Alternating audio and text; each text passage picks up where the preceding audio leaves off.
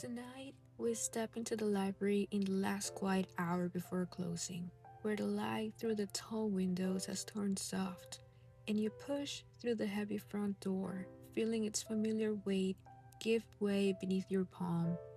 and the smell greets you the way it always does. That particular mix of old paper, wood polish, and something faintly like dust worn by the afternoon sun. You pause just inside, letting your bag slide from your shoulder onto the crook of your elbow, and you run your fingers lightly along the spines of the nearest shelf as you pass, feeling the different textures beneath your fingertips, some smooth and glossy, others soft and slightly worn, the small ridges of stitched bindings catching briefly against your skin. You make your way toward the fiction section first, your favorite part of the library, where the shelves rise higher than you can comfortably reach at the top, and you tilt your head back for a moment, scanning the spines before crouching down to the lower shelves instead, where a cluster of new arrivals sit stacked on their sides rather than upright, still carrying that stiff, unopened feel of a book barely touched. You lift the top one carefully, testing its weight in your palm, and you open it to the first page, running your thumb down the crisp paper, the faint crackle of a spine not yet broken in,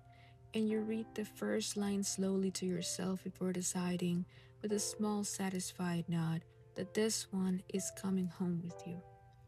You set it into the crook of your arm and move further along the shelf, your fingers trailing lightly across the covers as you go. Some rough with cloth binding, others slick and cool where a glossy jacket wraps the boards beneath. A blue spine catches your eye, its title stamped in faded gold lettering, the color worn thin in places where countless fingers must have pulled it from this same shelf before you, and you slide it out slowly, feeling the small resistance of the neighboring books shifting to fill the gap, and you turn it over in your hands, reading the back cover twice, tracing the raised texture of the title with one finger before adding it to the small stack building in your arms. In the next aisle, you crouch again to look through a low shelf of story collections, and you find yourself lingering over one with a soft, matte cover, the kind that feels almost like fabric beneath the palm rather than paper, and you hold it a moment longer than the others, simply enjoying the texture before opening to a random page and reading a few lines, just enough to feel the rhythm of the writing,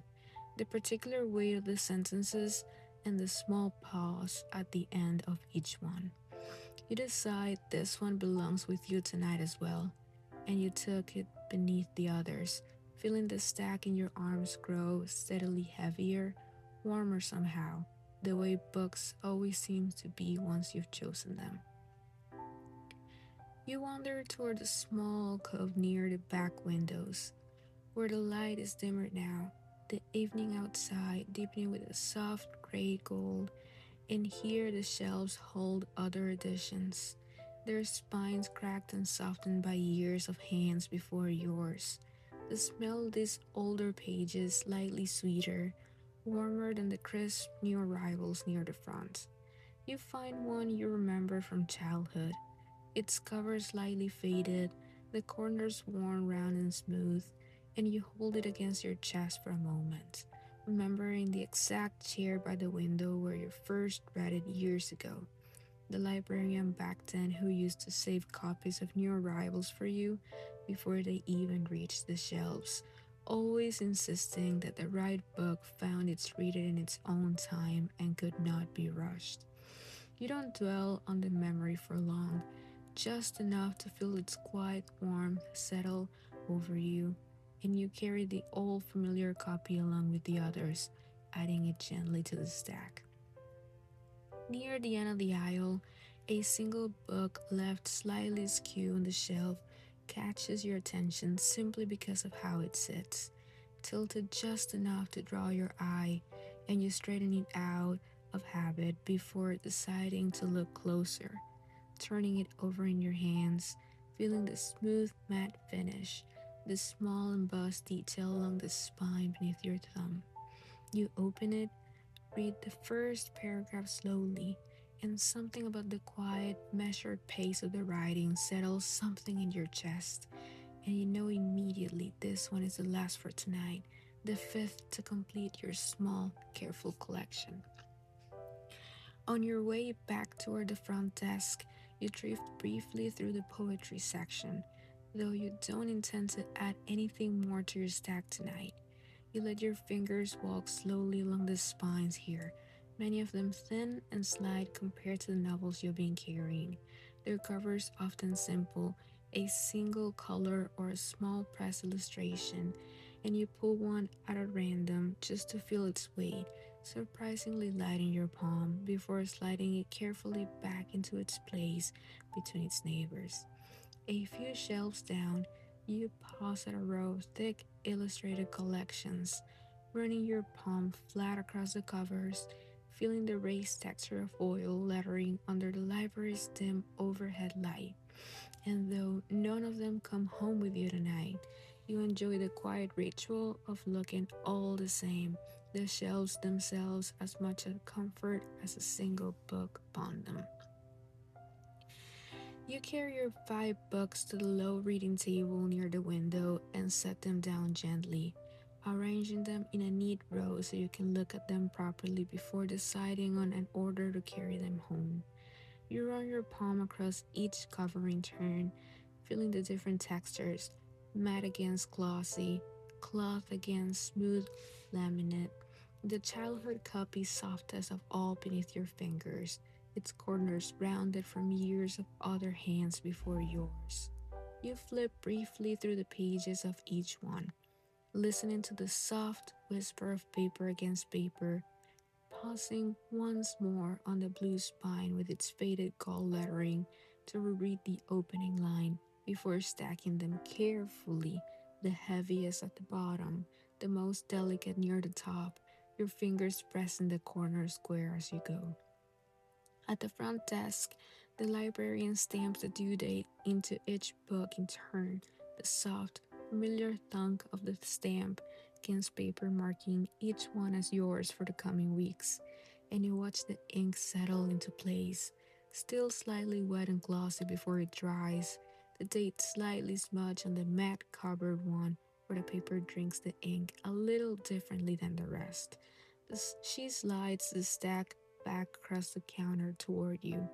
and you thank her quietly, running your thumb once along the newly stamped page of the top book before closing it gently. You push through the heavy front door and step out into the cool evening air, the library's warm paper smell giving way slowly to the fresher scent of the street outside. Faintly damp from rain earlier in the day, you walk slowly down the front steps, counting them out of habit 1, 2, 3, 4, until your shoes meet the smooth worn stone of the sidewalk, the book settling in a comfortable rhythm against your chest as you find your stride. The street is quiet at this hour, the shop fronts beginning to dim for the evening, though a few still glow softly from within. The tailor's shop with its bolts of fabric leaning neatly against the far wall. The chocolatier's warm scent of sugar drifting faintly through the propped door, and you slow your steps briefly to breathe it in, the smell mixing pleasantly with the papery scent still clinging to your new books. Further along, you pass the watch shop, its window dark now, clocks lining the far wall with their hands all frozen at different times, and then the bakery, closed for the night, though the smell of bread still lingers faintly around its doorway, warm and yeasty in the cooling air. The street lamps begin flickering one by one as you walk, casting small warm circles of light along the sidewalk, and you find yourself pausing near the last one before your own street, adjusting the grip of the books, feeling the weight now familiar and comfortable against your arms. Your own street comes into view, quieter still, and you shift the books once more as you reach your gate, freeing a hand to lift the latch, nudging it open with your hip, the familiar give of the hinge welcoming you home. You climb the few steps to your door and set the books down carefully on the small table just inside, taking a moment to arrange them into a neat stack, spines aligned, corners squared, before you even think of taking off your coat. You run your hand once more along the top cover, the one with the soft matte finish, feeling its texture beneath your fingers, and you open it to the first page again, just to read that first line once more in the quiet of your own home. The words settling differently here than they had in the library, softer somehow, already beginning to feel like yours. Outside, the street lamps continue their slow work, glowing warm against the deepening dark, and the evening settles fully into quiet around your small lit window. Your coat comes up slowly, the five books wait in their neat stack, your favorite rests on top, its pages still smelling faintly of the library shelves. Tomorrow, there will be time to begin each one. Tonight, only rest. Your eyes grow heavy in the quiet room, and somewhere close by, the whole street settles into sleep with you.